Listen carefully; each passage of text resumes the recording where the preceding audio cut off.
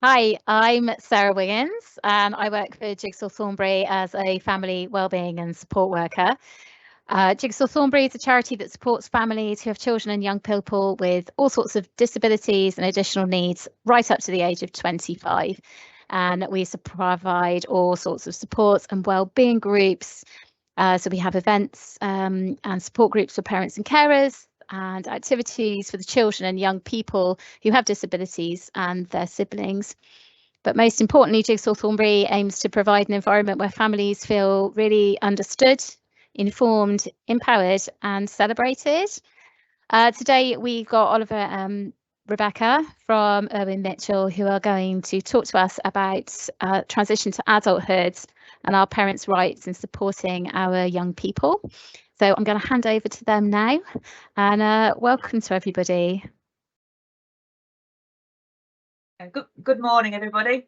So my name's Rebecca Chapman and I'm an Associate Solicitor at Irwin Mitchell in the Public Law Department. I have worked in community care for, well, I've been qualified 11 years and I've worked throughout my whole career in community care law and a bit before as well. And I am experienced in helping parents and adults in trying to get the correct support package for their loved ones and for their loved ones, and in terms of getting carers rights and packages sorted out as well, and deal with a whole complex range of issues. And we will take you through those quickly today in our talk. Also on the line is my colleague Oliver Studdart, who is a partner in the department as well, and I invite him now just to make a short introduction of himself. Hi, good afternoon. Thanks, Becky. So yeah, I'm Ollie Studdart. I'm a partner in the public law team and I've been representing children and adults in community care cases for the best part of 20 years now, largely challenging public bodies' decisions around assessments and care and support. So Becky's going to be leading today's session and I'll be helping with any questions and answers at the end. Very quick apology, I'm expecting an urgent delivery and I may need to leave at some point just momentarily, so if that happens, apologies in advance.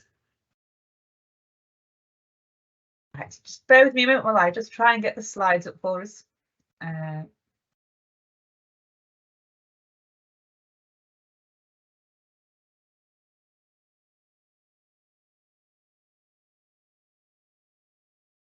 So today I'm going to be speaking about transitioning to adulthood, parents' rights, supporting young people. So there's my contact details if you've got any questions and we've not been able to cover them during the session. Please don't hesitate to give me a call or give me an email. An email's probably best. So what we're going to be covering today is I'm going to go through education, health and care plans, what it is to be a child in need, continuing healthcare, mental capacity and welfare deputyships. So there's a little flow chart here about how you would go about getting a education, health and care plan. I'm not going to spend much time going through that with you today because this session is focused on transitioning into adulthood, so I would presume that most of you would already have a EHC plan already at this point, but that gives you it's just there for your reference in case you do need to go through the process. And an education, health and care plan consists of all these sections. The most important ones I would be looking at would be for section B, which is outlining what the special educational needs are, and then section F as to what will be provided to meet those needs, and then section I is where or the school at which they will be met. So, and you'll hear me speak about this frequently throughout this session today. What is really important with any of these documents is that it is detailed. It has to be detailed, and I say it's the who, what, where, when, and why. And that's a little example of how that should be worded really. So you're looking at who's doing what, when are they doing it, why they're doing it, and but also what duration of period of time that they're doing it for. So it's got to be really specific in each each sort of everything that's being provided, you need to know precise details: who's providing it, where is it going to be provided, how long it's going to be provided for, you know, the reason why it's provided. Because the more detail in there and the more justification as to why it's in there, then when it comes to review, it's clear why it was provided, and you need to justify why it's not required now when you do go for it to be reviewed. Bringing us on to the review process. So, as I'm sure most of you are aware, if you have an EHC plan, these are subject to annual reviews, and this just sort of slide just takes you through that process to a certain degree.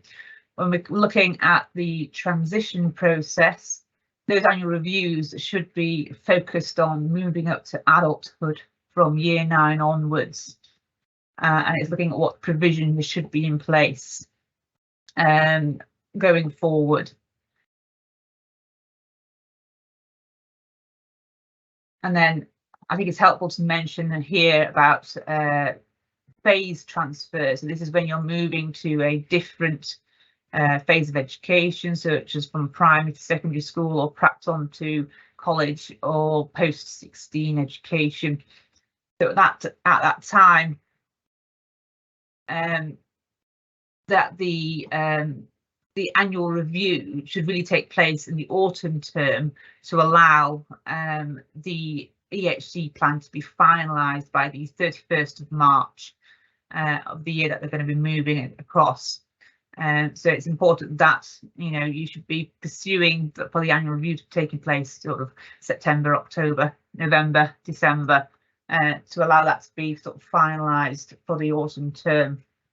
I think some sort of key things to look out for is after an annual review, you should be receiving notification of whether they're going to be amending it, amending the EHC plan sort of within 4 weeks of that review. And then if it is amended, then you should be receiving the final version of the EHC plan 8 weeks after you receive the draft, or no more than 12 weeks after the annual review took place. So this is why it's important that, you know, that annual review takes place in the autumn term, so you've got enough time for that final plan to be in place by the 31st of March.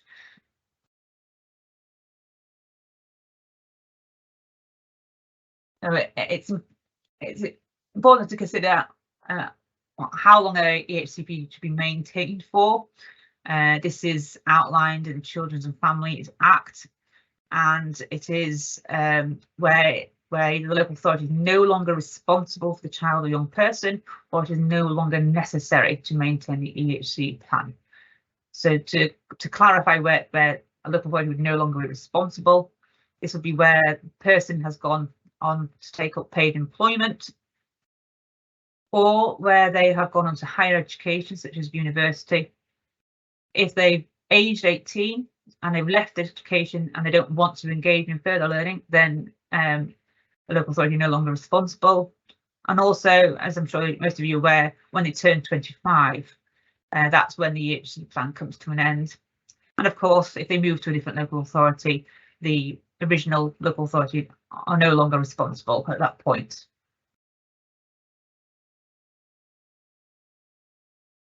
So a situation where the EHC plan would no longer be necessary is when they basically don't have the needs any longer that require the EHC plan. So it's not just when they've come to the end of the course, it's just that it is when they no longer have those needs, which obviously is on an individual basis.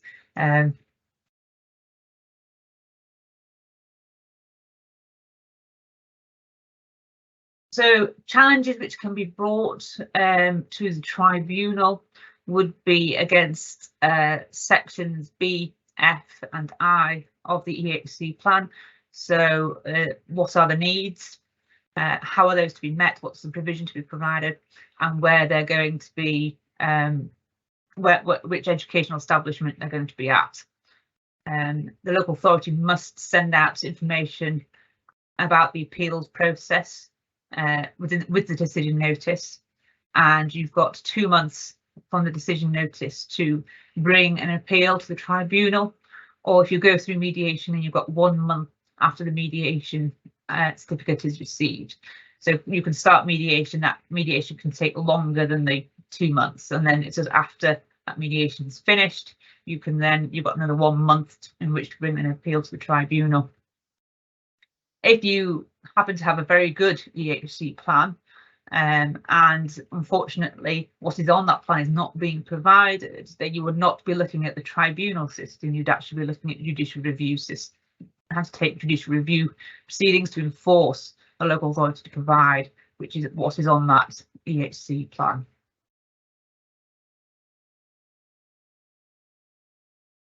The types of appeal which are dealt with through the tribunal process are such as a refusal to carry out an EHC needs assessment, a refusal to make a plan following the assessment, a dispute in those sections that we've already mentioned about the needs, the provision, or the actual establishment, the educational establishment. If after you've had an annual review, the local authority then refused to make any amendments, that can be taken to the tribunal. And also if they refuse to carry out a reassessment, or they just stop maintaining the EHC plan, those can all be subject to tribunal decisions. And I've just placed some more information on that, there, some links you can follow. So we're going on to children in need. So this is where your social care support would come in. So section 17 of the Children Act outlines what is a child in need, and it's a general duty of the local authority to safeguard and promote the welfare of children in their area who are in need. And it's so far consistent with that is to promote them being brought up within their families by providing a range and level of services appropriate to the child's needs. So the definition of a child in need is a child who should be taken to be in need if they are unlikely to achieve or maintain, or opportunity to achieve and maintain, a reasonable standard of health or development without the provision of services by a local authority. Or it's where their health or development is likely to be significantly impaired without the provision of services. Or it's where they are disabled.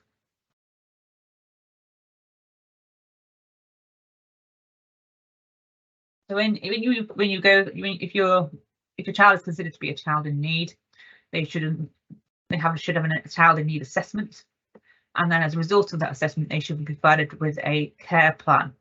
That care plan should set out what their needs are and how those needs are to be met. And as mentioned with the EHC plans, you should be looking at getting it as detailed as you possibly can within that.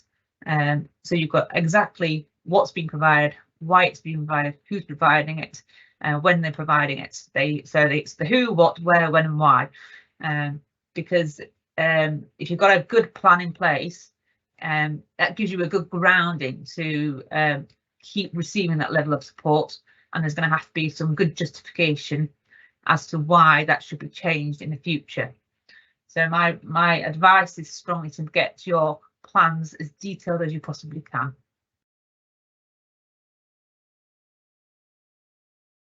So the child in need statute is expanded upon with working together guidance. So this is guidance published by the government, and this just fleshes out more information about what it means to be a child in need and how services should be provided. So it defines what safeguarding and promoting the welfare of children is, and that is protecting children from maltreatment. It's preventing impairments in the child's mental or physical health or development. It's ensuring that children grow up in circumstances which are consistent with safe and effective care. And it's taking action to enable children to have the best outcomes. And when they are assessing a disabled child, there's also a duty to look at providing services under the Chronically Sick and Disabled Persons Act. And this is where a local authority is satisfied that they've identified that services and assistance can be provided under Section 2, and it's necessary in order to meet the disabled child's needs, and it must arrange for that support to be provided. And there's a whole long list of support which can be provided under Section 2, and it also includes provision of equipment and certain other things as well. And then there's also a duty to take into account any carer's assessment which has been undertaken. So this was probably for a parent to assess what needs a parent has in order to continue carrying on as a carer. I mean, if the needs of if they are providing a lot more care to a child than would be expected for a child of that age, then it may be that they will have to look at whether or not that caring role is sustainable, and if they're willing and able to carry on with that role as well as part of the carers assessment, and that should be picked up as part of the overall assessment process. And it's always worth asking at the time that your child is being assessed is, can I have a carers assessment as well at the same time? So what does a good assessment look like? So it's supposed to be a dynamic process, and so it shouldn't be we just pop in once a year, make sure everything's okay, and off we go again. They should be looking at it. If there's a change in needs, they should be looking at what those changing needs are, and if they are fluctuating, they should be looking at the highs and lows and what level of support should be involved. It should not be a snapshot of need at a particular time. It should also, when a provision is to be provided, it should be provided without delay. It should be provided straight away. And high quality assessment should be focused on the child. It should involve the child, their family, and it should be part of a multi-agency approach towards the child. So people who are involved in the family and all professionals involved with the family should be consulted as part of the assessment process, and it should then lead on to action and the provision of services thereafter.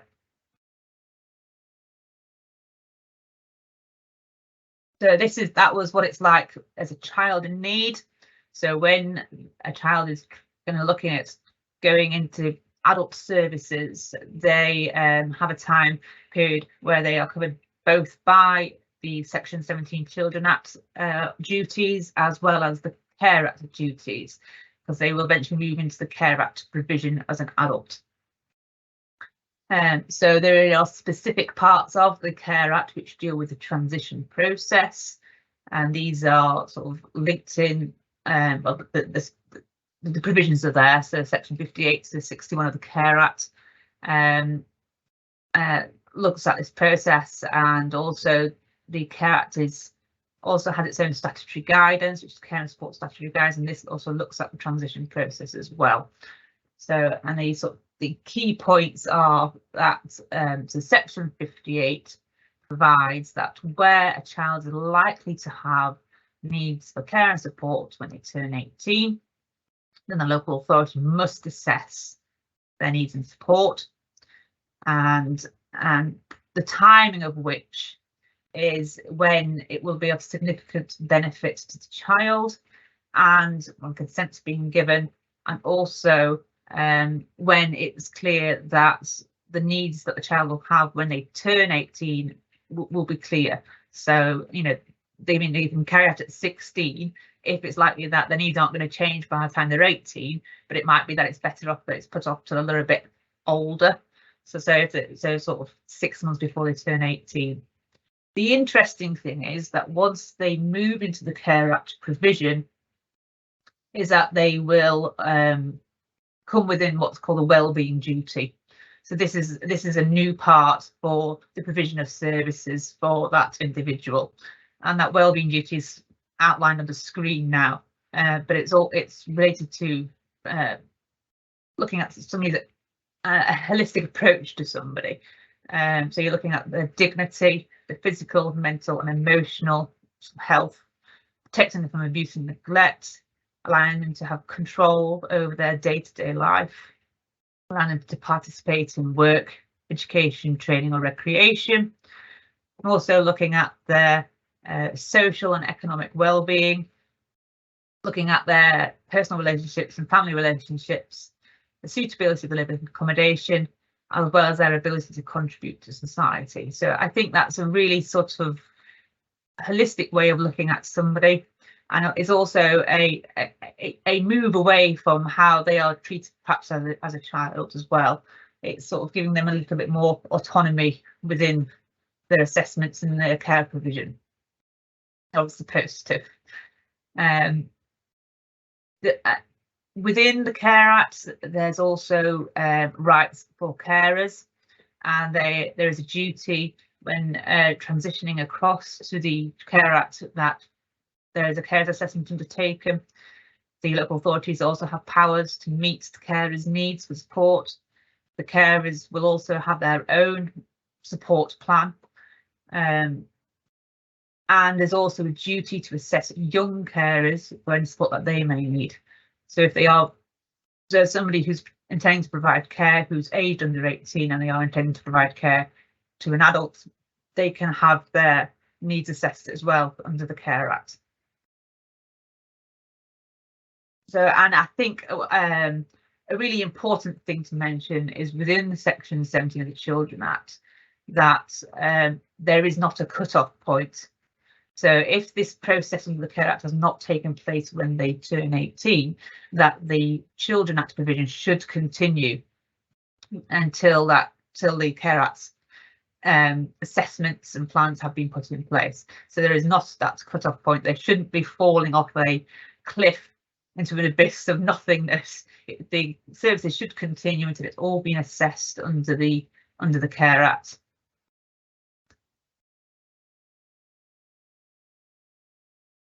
And quite often, I believe the Children Act provision will continue after the 18th birthday. And I think, as mentioned on this slide, quite often it will continue at least till the end of the school term or some other similar milestone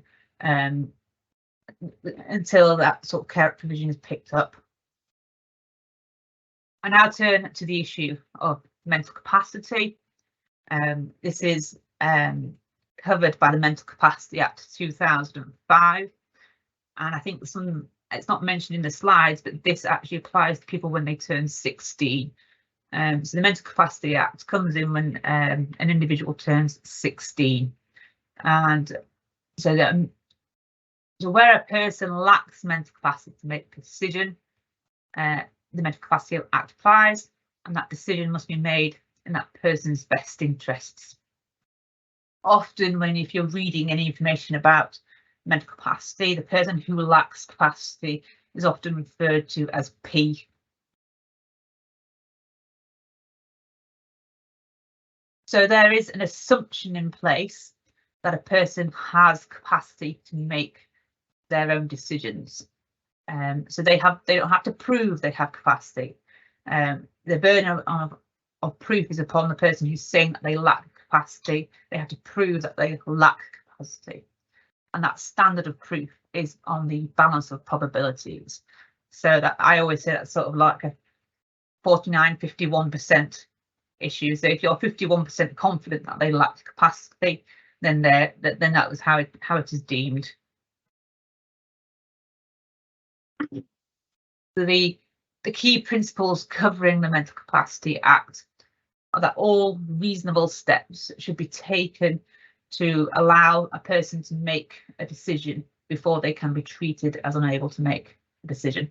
So it might be that they perhaps need to go through a programme of education in order to go forward and make that decision, or perhaps they need to have a long conversation with somebody talking about all the pros and cons of how they should make the decision before they are able to then go ahead and make that decision. Unwise decisions do not mean that someone cannot make a decision. Does not necessarily mean that they lack capacity just because they make an unwise decision. Acts and decisions made on behalf of someone who lacks capacity must be done in their best interests, and it must be done in the least restrictive way.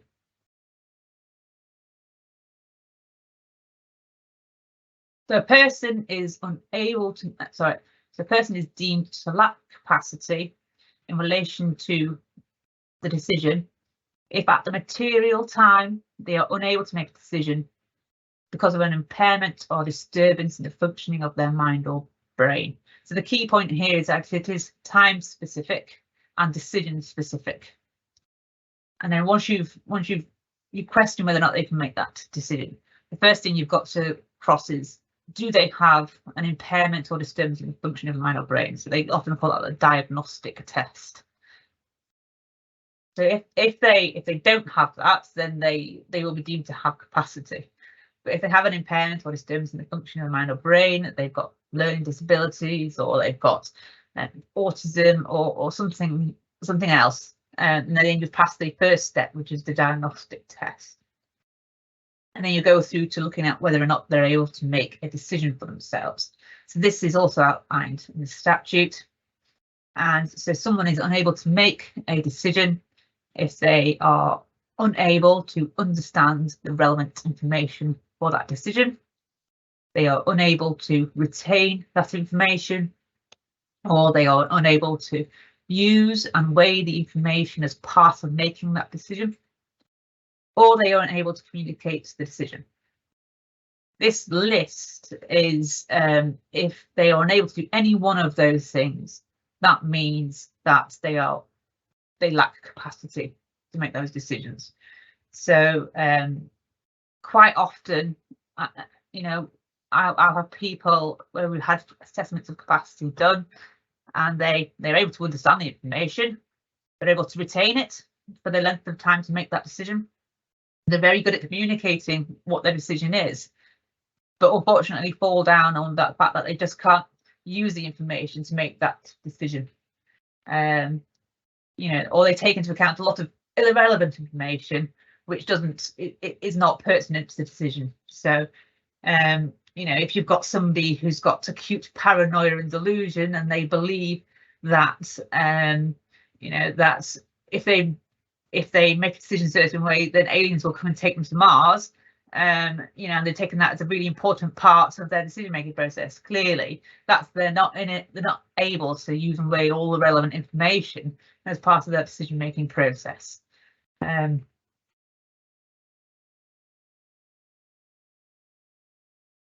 The key principles when you are making best interest decisions is whether or not the person who lacks capacity is likely to regain capacity at some point in the future, and then can you delay making that decision until they regain capacity.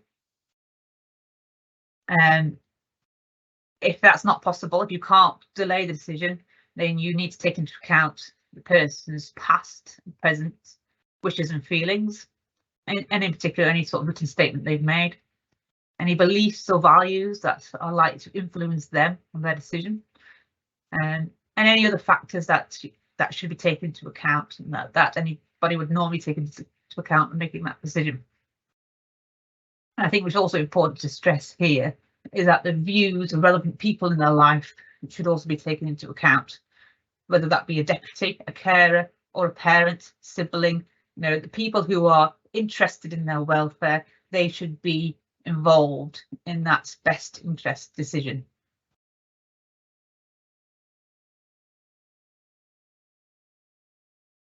And I'm now going to move on to NHS continuing healthcare, as there's a slightly different regime for children compared to adults. So children receive continuing healthcare where they have needs arising from a disability or accident or illness that cannot be met by existing universal or specialist services alone. This is slightly different to an adult, as adults receive continuing healthcare where they have a primary health need. So the process that children will go through, there's 3 phases. They will be assessed, there will be a decision made as to whether or not they're eligible for continuing healthcare, and then there will be the development of the care plan. And as part of the care plan and the care package, you can ask request having a personal health budget, which can be used in the form of direct payments, which is sort of very similar to how you would receive direct payments from the local authority if you had direct payments under a child in need plan.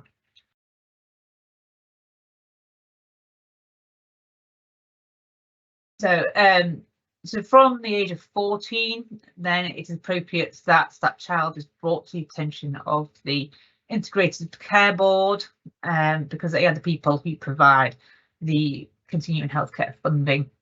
I expect at that point nothing will be done, and then at the ages of 16 or 17, they should be going through a screening process to see if they are eligible for the adult NHS continuing healthcare. And at the age of 18, they should then be moving on to the adult NHS continuing healthcare.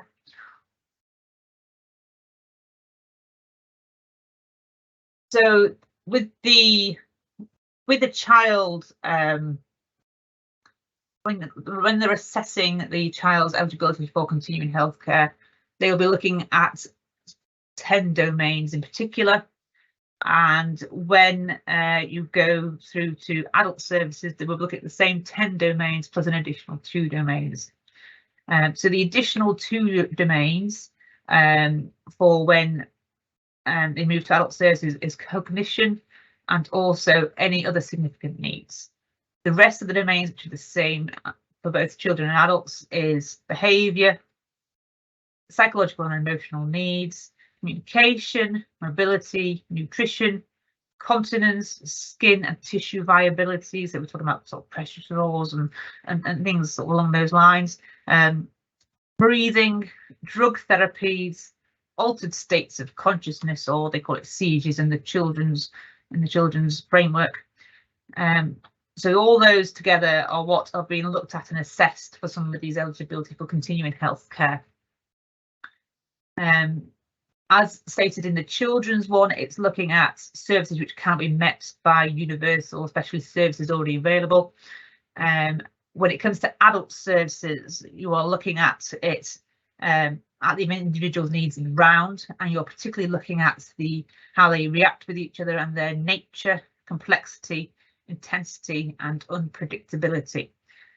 So I'll go through what's called a decision support tool, which has each one of these areas outlined, and you'll have a long meeting probably with somebody, and you'll go through the decision support tool, and then you'll have at the end, because everybody gets rated as to sort of how severe the need is within that decision support tool for each care domain. And then depending on how it comes out at the end, there will then be a recommendation made to a panel who will then decide whether or not somebody's eligible for continuing healthcare funding. A point to note is if you have a decision on continuing healthcare funding and you don't, and it's a negative decision, you don't receive continuing healthcare funding, then you have 6 months in which to appeal that decision. But meanwhile, there should not be any sort of fallback in terms of the care provision which is being provided. So if you've been in receipt of continuing healthcare funding, that should not stop until you've got a decision on your appeal which has been made.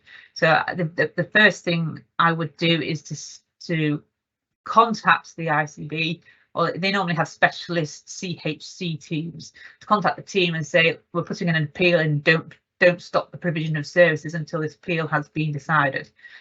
And I think that's a really important step, is to make sure you get onto them as soon as possible and tell them to keep providing the service until the appeal is finished. The next thing we're going to look at, and the final thing we're going to look at, is health and welfare deputyships. So they are in place to protect vulnerable people who lack capacity to make decisions for themselves. So if by the time somebody turns 16 or 18, they lack capacity, they've never had capacity, then you cannot get a power of attorney. You have to look at a deputyship. There are 2 types of deputyships. There's the property and affairs, which helps you manage their finances, and you get these for either 18 or post 18 years old.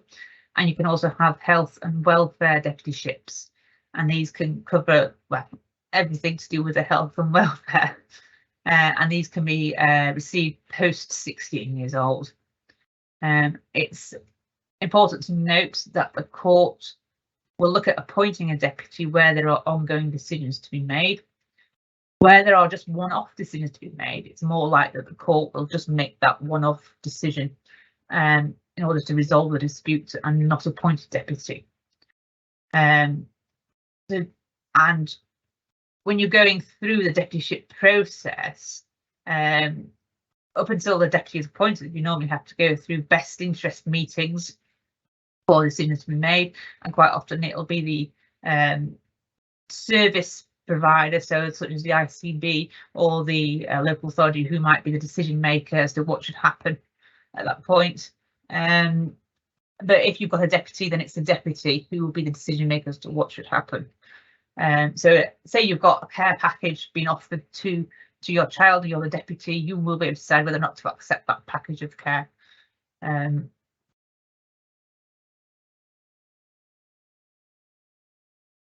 I mean, finance deputies are fairly commonplace. It is more rare to have health and welfare deputyships, but it is possible. We've had applications made and granted for people to have health and welfare deputyships. It's going to be important to see that when making the application, that there's going to have to be ongoing decisions made on behalf of somebody. So it's going to be necessary for there to be a deputy in place to make those decisions on an ongoing basis. And this is likely to be where there's treatment that they may have to receive, and you might have to frequently say yes, they can have that treatment, and it might sort of make the process a lot quicker and simpler, rather than having to call a best interest meeting, call everybody who might be involved in that person to come and make a decision as to whether or not they should receive that treatment. The deputy might just be able to come and say yes, we consent to them having that treatment. And it might be decisions around sort of where they live, at the care homes, or also going forward and making complaints on behalf of somebody over the care provision which is being provided. So in terms of who should be appointed as deputy, then they are looking for somebody who will be reliable, trustworthy, and has an appropriate level of skill and competence to carry out those necessary tasks. So quite often parents could be appointed in the role of deputy. We have seen that. So I think that brings us actually relatively early to our question and answer session. And I know we've got some questions which have already been put forward, which were pre-submitted. And I hope that Ollie is still there. I'm going to invite Ollie to come and answer some of those questions for you now. Thank you very much, Becky. Just bringing up.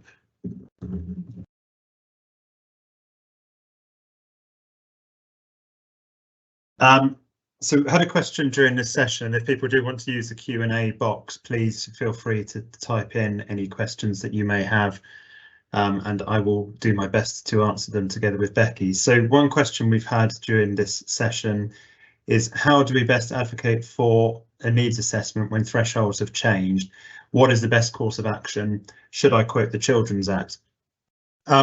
I'll give, I suppose, a number of answers to this question, because it will depend on at what stage it is that you're seeking a needs assessment. So if you've got a child who hasn't had any needs assessment in the first instance, then yes, absolutely, you should be quoting the Children's Act. And the best place to start is section 17 of the Children's Act. Section 17, subsection 10 is in relation to the definition of children in need. And that is set out in the statute. So I think have a look at section 17, subsection 10. So section 17, subsection 1 sets out that it should be the general duty of every local authority to safeguard and promote the children in their area who are in need, and they should do this by providing a range and level of services appropriate to those children's needs. So I think that's a good place to start in any correspondence. You should also reference the working together guidance, which is some fairly easy to read guidance. It's not full of legal jargon, which sets out where it is that a local authority should be carrying out an assessment. Is what we need to be cautious of is in relation to the process that local authorities will follow, and they'll often say that there's an early needs assessment where they just identify what sort of needs there might be, and they try and signpost your child and say, okay, why don't you go and try this, that and the other, and in my experience that's pretty hopeless, and you really want to be pushing for the local authority to carry out a full-on assessment of the child's needs as early as possible. Where a child has got a child in need assessment and the child's needs have changed, is what you need to be looking at in those situations is providing evidence of the change of needs. And a child in need plan should be reviewed on a regular basis and every 3 months. If that's not been happening, then you should flag that with the local authority. If it's a situation that your child's needs have changed, make that very clear to the local authority and request a review. And if they refuse, then that's a decision that can be challenged. And I think if you look in the Working Together to Safeguard Children guidance at page 38, there's some details there on the assessment of a child under the Children Act. Where the child is becoming an adult, then as Becky's mentioned, chapter 16 of the Care and Support Statutory Guidance to the Care Act 2014 sets out some specific guidance on transition to adult care, and specifically sections 58 to 66 of the Care Act will give you some detail on that. So hopefully that gives some guidance around that. In terms of other questions, we've got one here. My son has just turned 17 and they will no longer accept my consent for his medical procedures. We have to have a best interest meeting. Is there a more long-term way around this? As Becky's mentioned around deputyship, that for health and welfare that can be obtained over the age of 16. I think it's probably safe to say that most local authorities will accept a parental consent where a young person's deemed not to have capacity up until the age of 18. But it sounds as though that's not necessarily happening in this situation. So it may be that if the local authority are in agreement around the parental decision making, they would support a health and welfare deputyship in those circumstances. Where there is disagreement between the parents and the local authority, it's less likely that the court would approve any application. Next question, who decides if your child has mental capacity and how is that decision made? Good question, because as parents you will know your children far better than anybody else, and you will probably have an indication and a better understanding than most as to what they can and cannot understand and how they determine and how they make decisions. So there's a specific test in sections 2 and 3 of the Mental Capacity Act 2005, which I can refer you to have a look at that. So you'll be able to work out whether or not you believe that your child may have capacity. Capacity is issue specific, so a person may have capacity to make decisions about care, but not about residence. They may have capacity to make decisions about finance, but not about medical treatment. So every issue needs to be looked at on its own. Often a social worker will carry out a capacity assessment, but if not, it can be a psychiatrist or a psychologist, and it may be that if you disagree with a decision that the local authority are making, for example, if they say that your child has capacity but you disagree, you may want to go down the route of trying to get an independent assessment if that's something that your finances might allow. It is possible to challenge local authorities' decisions from a legal perspective, but that can be quite a difficult thing to do. But there are certainly options that can be looked at around that. I think in terms of, sorry to interrupt. No, carry on, I Becky. think in terms of challenging when somebody has capacity, if there's a real dispute on that, then it is the Court of Protection who could make decisions as to who has capacity on that. And it is possible that, depending on the means, that legal aid might be available for individuals for that to happen. And if, say, for instance, the child can get legal aid and get representation, the court is very experienced in dealing with people who don't have legal representation, and will often have parents or siblings or friends come along to court as well and give their opinions during the court hearings as well. So if it's, you know, if it does get to the point that it cannot be addressed through discussion and meetings, then it is the Court of Protection who can deal with that matter on capacity at that point. So.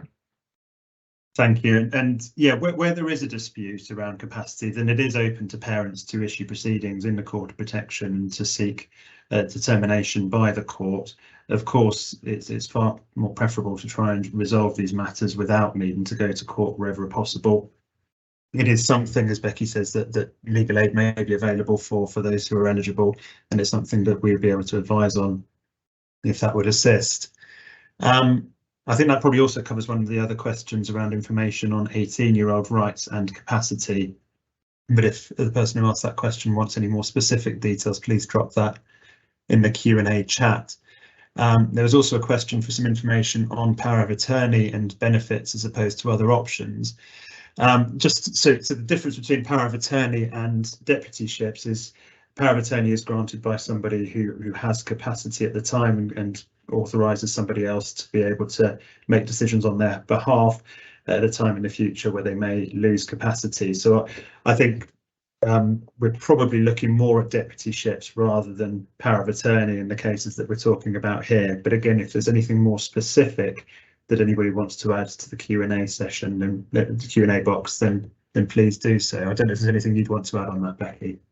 I think you can also consider the need, whether or not you need to have a deputyship, because if the person's only ever going to deal with welfare benefits as part of their life, it might be that it can be addressed through an appointeeship, where you just hold with the DWP and setting up an account to deal with just their benefits, which means that you don't have the more onerous regime of a deputyship where you have to account to the courts on an annual basis and provide accounts. Obviously, so you'd have to go through the DWP's process, and that's always an option if it's just welfare benefits, which is going to be the issue going forward.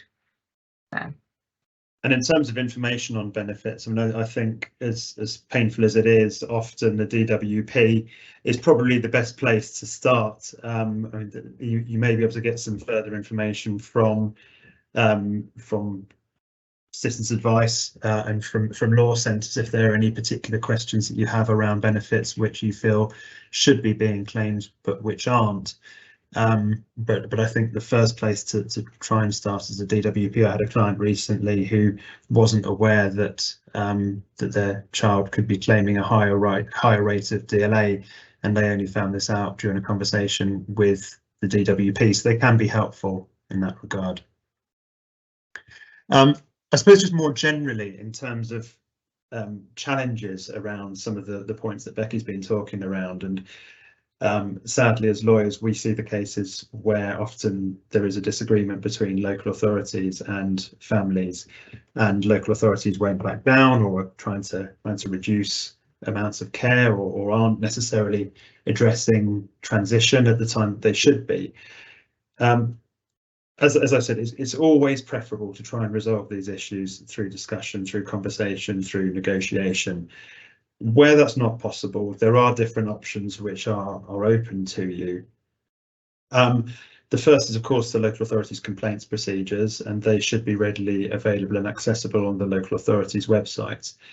I know that they can be frustrating. I know that they can take a long period of time, and stage 1 complaints can drag on, stage 2 complaints can drag on and on, stage 3 complaints can seem to last forever, and sometimes you feel like you're banging your head against a brick wall and getting no closer to where you need to be. We do see successful complaints outcomes at all levels, just to reassure people that they do happen and they can be very successful. You've then also got the local government ombudsman, who, once you've exhausted the local authorities complaints procedures, is entirely independent and can and does make recommendations that local authorities should be following, and that can include around the provision of support around the number of care hours. And we can often find that that's more successful in many ways than the work that we do on a regular basis in judicial review, because bringing a judicial review against a public body is where we ask the courts to review a decision that they have made, and we have to challenge that on the basis that it's either an unlawful decision or an irrational decision. To show an irrational decision can be very, very difficult. The courts do not like getting involved in factual disputes. The courts will almost always side with local authorities unless there is overwhelming evidence to the contrary. So bringing a judicial review to challenge a reduction in support is very, very difficult to do. To challenge a refusal to assess, if we can show that the decision was clearly unlawful and the local authority hasn't followed its statutory duties, is a lot easier to do. So if you find yourself in a situation where there's a refusal to assess or refusal to reassess, flying in the face of clear, overwhelming evidence to the contrary, then there's a much greater chance of a successful legal challenge. But other than that, really trying to resolve matters as best you can through complaints, and the Ombudsman can be the most effective way of dealing with things. We were having a short discussion prior to this session with Sarah just about there's been a recent challenge through the courts to the lack of available challenging means of challenge through the Care Act. That equally applies to the Children Act as well, and it may be that we see some changes in the coming months as a result of that case, but we don't yet know the outcome of that. So watch this space in relation to that. I think we've had another question come in. Is it advisable to set up a specific account for benefits once a child has turned 16? Do you keep records of what it is spent on? Again, coming from the perspective of a lawyer who sees things when they go wrong, absolutely yes, I would really recommend that you do that. If things turn sour down the road, they very rarely do, but if they do, it's always so much more helpful to show that you've got a clear record of what's been coming in, what's been going out. It will help if there are disputes over direct payments further down the line, because ultimately your children are going to need ongoing support. You're going to need to work with the local authority for a very long period of time. There are undoubtedly going to be times when you've got differences in opinion, and if the local authorities say that there's a lack of transparency, a lack of clarity around what funds have been used for, they will almost certainly use that to try and take more control over what's happening, what needs to be provided. So if you've done that from the age of 16 or as soon as possible, then yes, please would suggest you do. I think that's very sensible. Anything to add, Becky? I don't think there is. I think hopefully we've been helpful and covered what we need to cover. We've been reminded of that to inform you that there will be a feedback form being sent out, so if you could complete that and send it back in, we'd be very grateful. I think that probably brings us to a close, although I'm conscious that we're having some typing on our chat at the moment, so I don't know. I think that brings us to a close. So is what I will just say is I know that I've been rattling off some statutory provisions and sections which may not have been in the slides. So if anybody wants any of those to be just sent out, then please let us know and we can get those sent out to all of the attendees.